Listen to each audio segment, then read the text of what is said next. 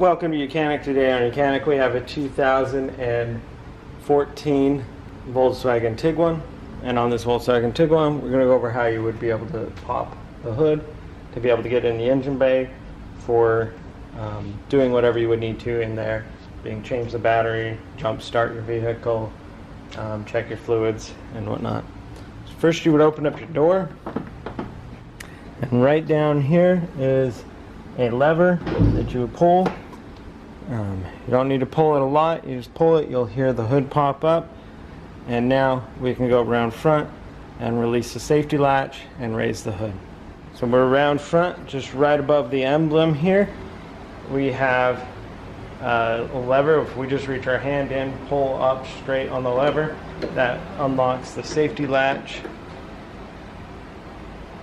and now we can raise the hood, and then you can raise the hood, and this is held up with a